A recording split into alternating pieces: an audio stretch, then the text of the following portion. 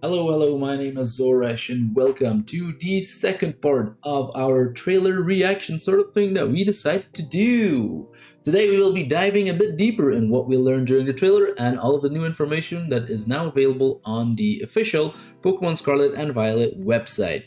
So, without further ado, let's get this started.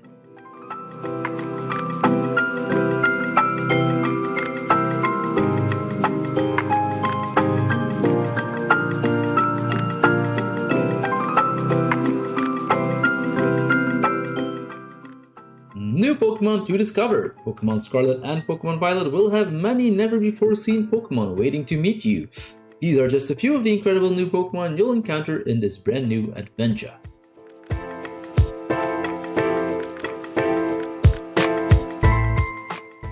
So we already got the first partner Pokemon released in the first trailer that we got for Scarlet and Violet, which were Sprigatito, the Grass Starter, Fuecoco, the Fire Starter, and Quaxly, the Water Starter. But in this new trailer, we of course already got a little sneak peek of the new box art legendary Pokemon. We've got Koraidon and Miraidon.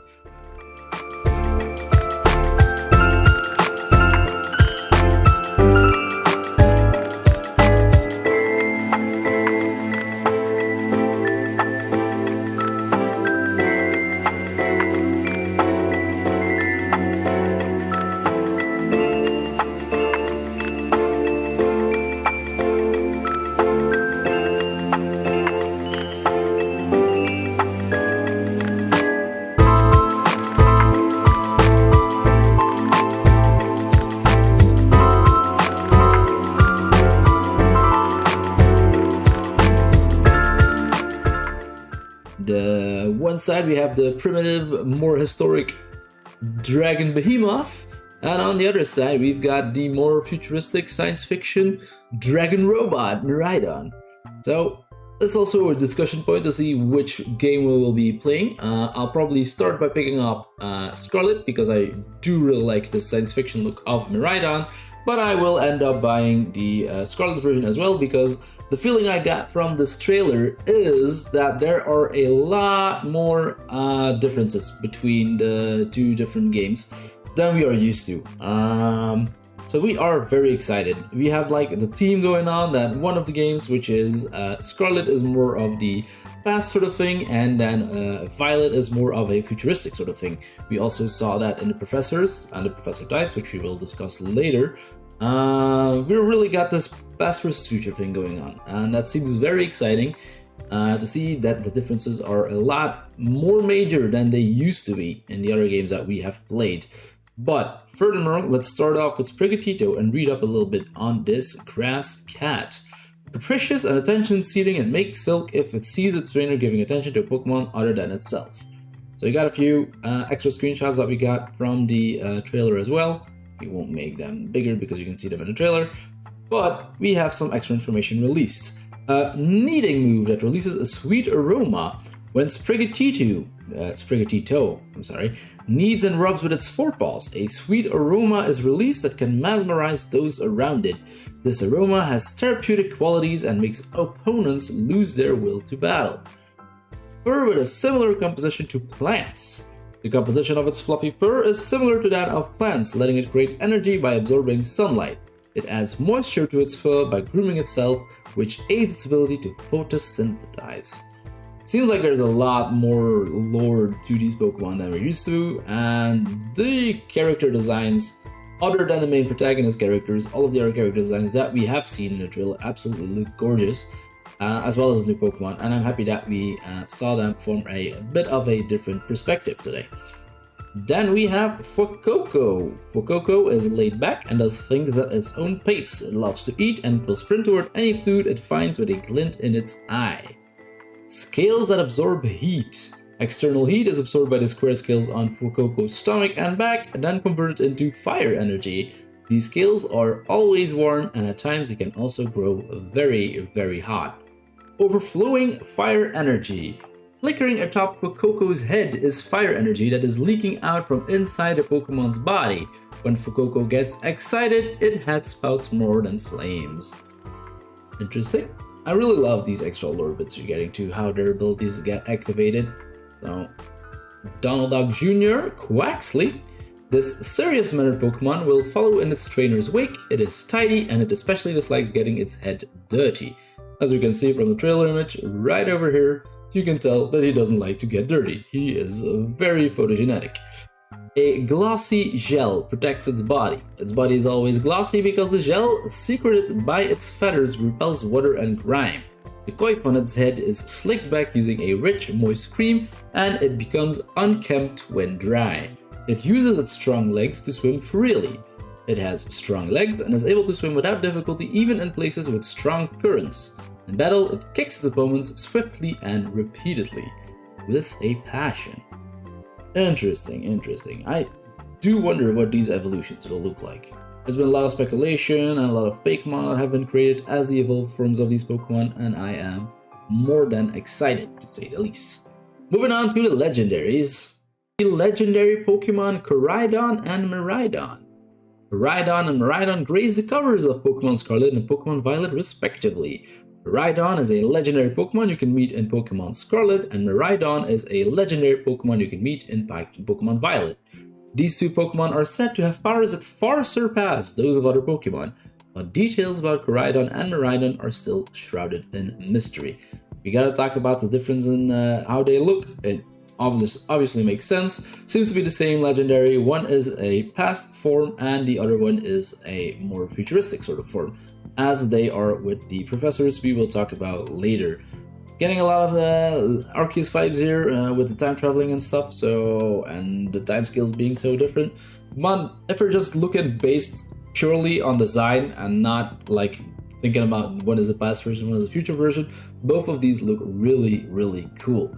I am more of a science fiction fan, so I will be a bigger fan of Miraidon, but we cannot abstain from the primordial being that is Koraidon. If I have to mess up with some extra Pokemon types here, it'll probably be a combination type, as most of the legendaries are, and then I would figure that Miraidon will be a dragon and electricity type, since it's so robotic form, and then Koraidon looks like some kind of Chinese dragon fighter in my personal opinion, so I'm guessing he will probably be dragon and fighting. Both are really cool type combinations, and I am very excited to see their movesets. One of the other Pokemon that has been released in this trailer is Pawmi, which is the electric type mouse Pokemon, so it's basically a Pikachu clone as we have seen them in many of the Pokemon games that we have played before.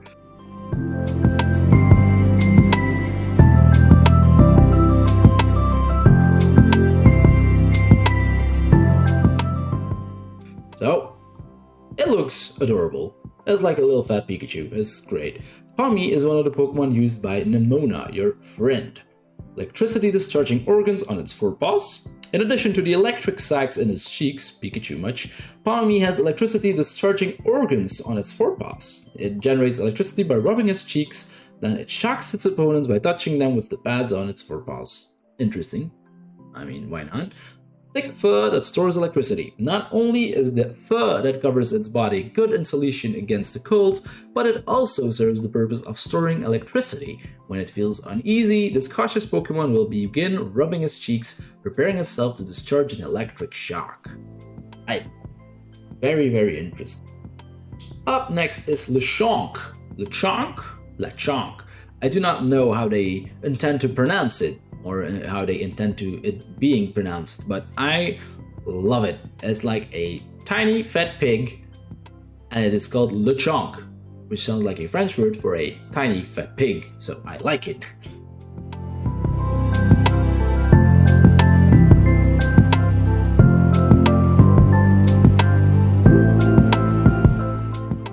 It also looks very adorable with the little thing underneath its eye. When it came out in the trailer, I already got something like, oh, I want to catch that Pokemon. Although it looks a lot like other big Pokemon sort of things we have found. So this is a normal type, which is interesting given the color scheme, but it is a normal type. Its evolution might be more related to the color scheme, but we'll have to find out. Lechonk is one of the Pokemon used by Nemona, so okay, that's another Pokemon that she has, but she didn't show it in the trailer. A gourmand with an excellent nose. Lechonk uses its sense of smell to find and eat only the most fragrant wild grasses and the richest berries. As a result of its dining habits, it has come to radiate an aroma resembling herbs that bug Pokémon dislike. Interesting. Timid and faint-hearted, but also very strong. If attacked by an opponent and startled, it will charge forward in a panic. It may appear fat at first glance, but in reality, the Pokémon's body is mostly muscle, built by constantly walking around in search of food. You have to love the way he lays down on the side here. God, I hope they show it in the video game. That looks great. And then last but not least of the new Pokemon that have been revealed is this guy, a sort of Badu clone in Generation 9 called Smoliv, which has an olive on its head. I see what you did there, Game Freak.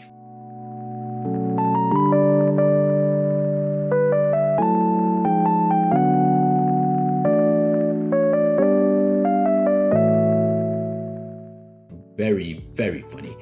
It's a grass and normal type, which seems like an interesting typing. I wouldn't know why not. And it has an ability called Early Bird, which is a bit awkward, but we'll have to see how that turns out. Smoliv is one of the Pokemon used by Nemona, your friend, so all three of the new Pokemon that they showed will be Pokemon in your rival's team. Oil so bitter and astringent it will make you flinch. The oil that comes out of its head has a very strong bitter taste and it is not suitable for consumption. When startled or attacked, Smoliv will shoot this oil out, slowing its opponent down. It will then seize that opportunity to run away. Fine without eating or drinking. In the fruit on its head, Smoliv stores oil made from nutrients it gathers through photosynthesis.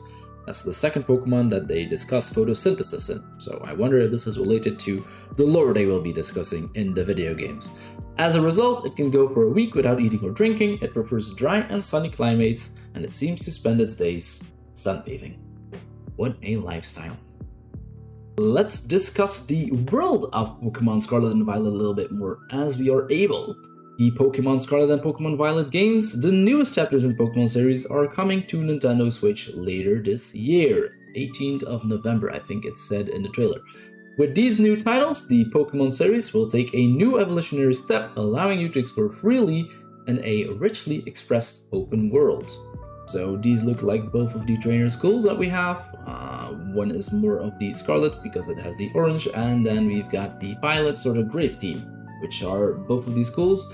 Both of the schools have the same building right beside them, so I'm expecting these to be like parallel universes, one in the past, one in the more of a futuristic sort of side, but basically on the same spot in the same city, which will probably be the major hub or the first big city that we will get to visit.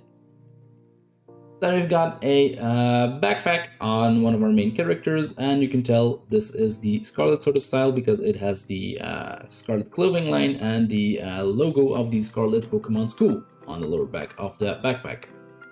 Then over here we have this youngster guy.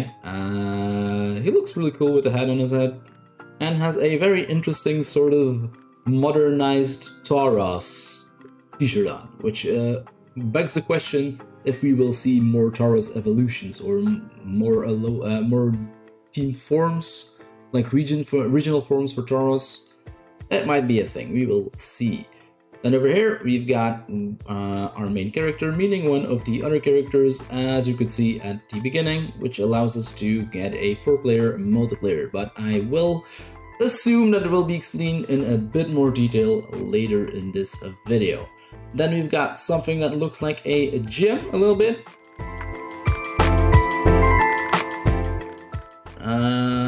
Like a big battlefield and a grass team.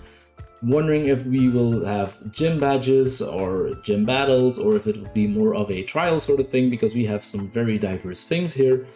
Now we've got a Pikachu and a bit of a look at the scenery and the graphics. I'm still not sold on the graphics, not like majorly, not even after the trailer. But I do like most of the Pokemon designs and how detailed the models look in this game. Like, at least the Pokemon models. Then over here we've got one of our characters with the Scarlet vestments, exploring the new worlds and finding the Smoliv Pokemon. Then we've got a few Pokemon that we know and love from the past franchises, and a lot of different in the regions. These are the Fire Flags, which also looks like a sort of gym challenge we will face. And then of course we have her, Nimona, I think her name is, and she will be our rival. Either our rival or a guide, because she seems a lot older, and in the description she seems to be more of a guide than she looks like a rival, but we'll see how it goes. The world of Pokemon has evolved. Pokemon Scarlet and Pokemon Violet offer an open world experience that only the Pokemon series can deliver, one welcoming even to newcomers to the series. You can experience a new style of adventure with a world that you're free to explore at your leisure, and not in an order dictated by the story. This is huge right here. You will, of course, journey to hone your skills as a Pokemon trainer, but many more discoveries and stories await you. Meet a variety of people and Pokemon, and adventure in the world of Pokemon the way you want to. This is huge. We also have a few more screenshots. So we've got a ball thrown, we've got the youngster again, and then we have a really badass looking Talonflame with a fire around it. Those models look great. We have a trading animation and in-world trading, which is interesting on this. Then we also have Venonat, which sort of works out. We saw Pikachu as well. It means the Kanto Dex will hopefully be in this game. Seems like it, because we see a few Generation 1 Pokemon. And then we also have the final evolution of Rolycoly, so Galar region will be represented as well, which is good. It does beg the question on how big the Pokédex will be and how many Pokemon they will add from all of the different generations that we have found until now. Deeper experience with multiplayer gameplay, which is what we shortly discussed.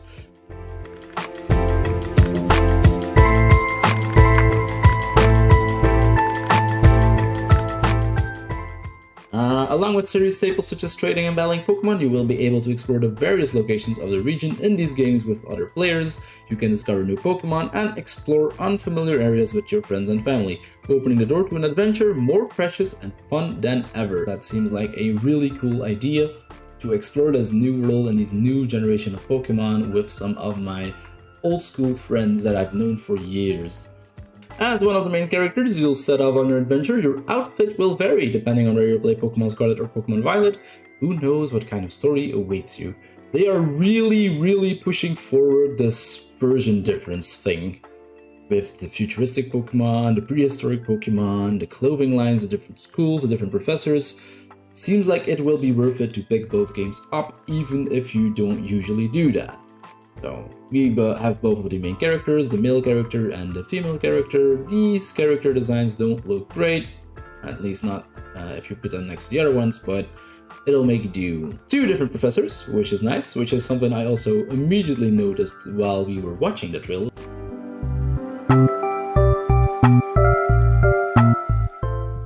Is that one of the professors, this guy over here, Professor Turo, I think his name is, had a huge difference in clothing than the other professor over here, Professor Sada. I also read somewhere that these are shorter versions of Spanish words. Her name is a shorter word for a Spanish word for past, and he is a shorter version of the Spanish word for future. So again, with the big difference in future and past tenses, but you can already tell from the vestments they're wearing, she is like a cave woman, and this guy looks like a cyborg. So that is intriguing, to say the least. All of the other stuff looks pretty normal. They have the same backdrops over here, so it's like they don't study different things, but they look a lot different. So I wonder what the differences will look like. In Pokemon Scarlet, you will meet Professor Sada, and in Pokemon Violet, you will meet Professor Turo. Each is carrying out research into certain lore passed down in the region. Which is also interesting, because most of the professors that we have seen in the past Pokemon games have always sort of studied a science phenomenon. They just seem to study lore, which is a bit of a difference. So, very exciting news. Then we have Nimona. So I did get her name right. Your friend Nimona has a sunny and energetic disposition, and she absolutely loves Pokemon battles. Getting Gary vibes here. She's an experienced Pokemon trainer and serves as a reliable guide for you on your adventures. So will she be a rival sort of character? She will also be the first female rival if she is. Or will she be someone that just shows up and teaches you the ropes? Will this be the guy, well, the woman that will teach you how to catch Pokemon and how to visit a Pokemon Center that we have seen as a staple in the other Pokemon games? Or will she be more of a rival? We will have to tell. One thing that I did notice on this character art that I didn't see in the trailer, which I should have because it was shown, is the thing she's wearing around her right arm.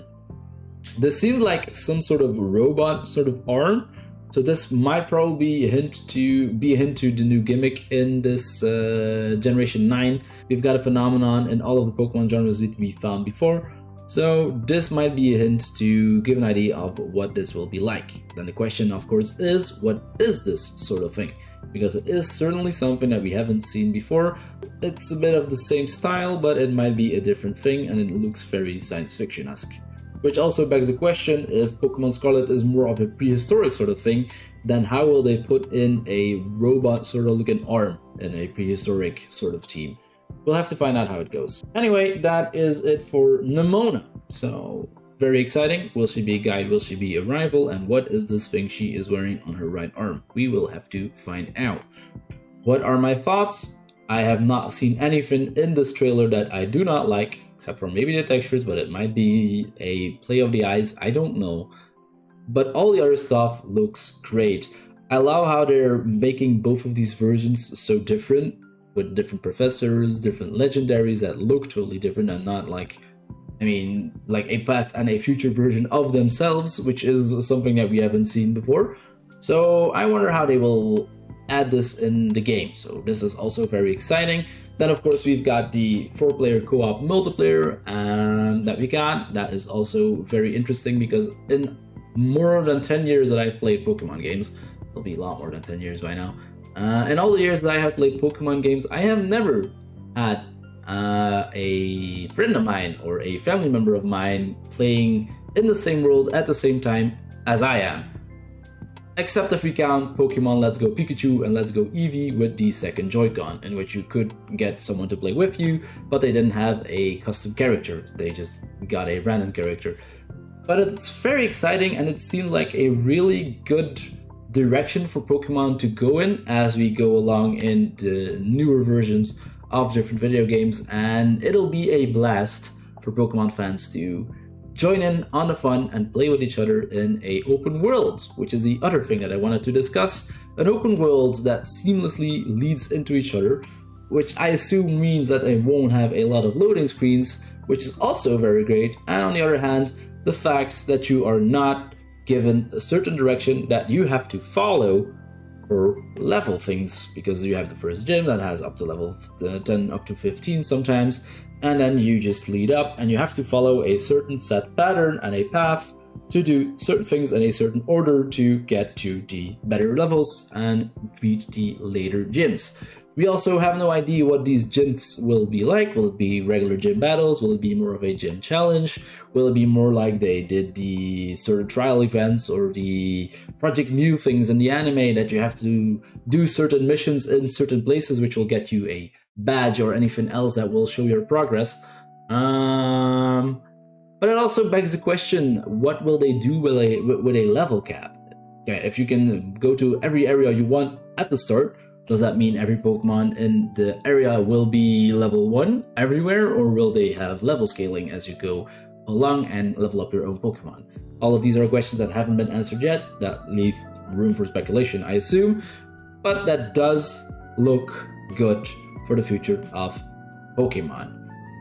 Is there anything else I want to mention except for the Nemona, which is the rival/guide, and the gimmick she will have? Do I want to have speculations about the gimmicks? Not really, because they've done so much random stuff already that they can do whatever they want, especially in something that is a game like this that has the past and the future tense. I am very interested to see how they will put it into a lore perspective, to get one version of the game to explain the past and one version of the game to explain the future, and will it be cross-dimensional sort of thing? We will have to find out. To round it up relatively short, because I have a feeling this video will be going on for quite a while, I have seen nothing that I didn't like in this trailer that they released yesterday, and I am very excited for the future of Pokemon games. Everything looks cool, and I am very, very hyped. Let's go.